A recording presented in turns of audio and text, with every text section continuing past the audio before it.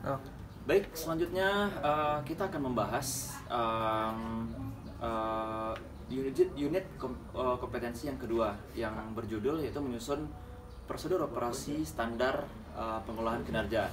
Nah, pada unit kompetensi ini ada beberapa langkah, yaitu yang pertama yaitu mengidentifikasi tahapan pengelolaan kinerja.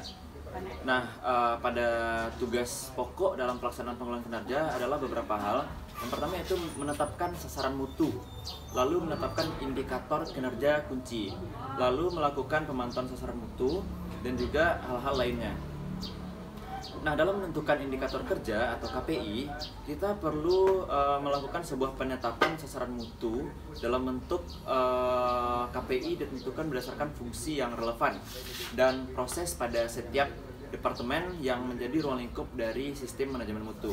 Nah, sasaran mutu sama dengan artinya yaitu area kinerja utama. Kita perlu menyiapkan sebuah dokumen yang dinamakan KPI Manager, yang mana ini terdapat beberapa hal yang perlu dibuat. Yang pertama yaitu area kinerja utama, lalu performance indicator, lalu ada bobot dari KPI dan juga target dari KPI itu sendiri. Nah, lalu langkah yang kedua adalah membuat dokumen alur proses kerja pada kinerja. Nah, yang namanya alur kinerja berarti kita membuat sebuah standar operasional prosedur. Nah, kita perlu membuat standar operasional prosedur yang baik untuk mencapai hasil pengelolaan kinerja yang baik.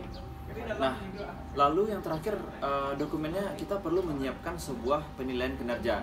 Penilaian kinerja yang kita lakukan ini adalah berdasarkan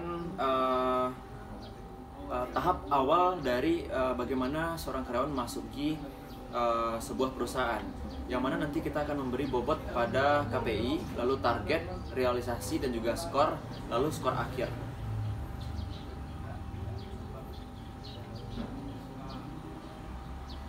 Nah, langkah yang ketiga adalah memfasilitasi pelaksanaan proses pengelolaan kinerja.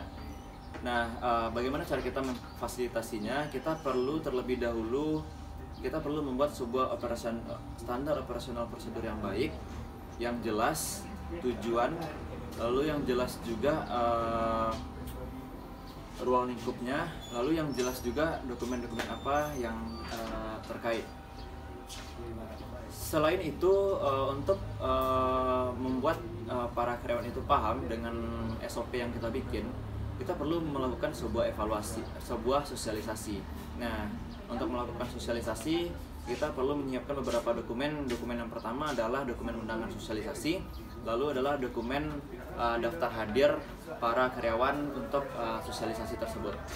Baik, pada UK yang kedua ini, pada unit kompetensi 2 ini, hanya demikian dapat saya sampaikan. Terima kasih.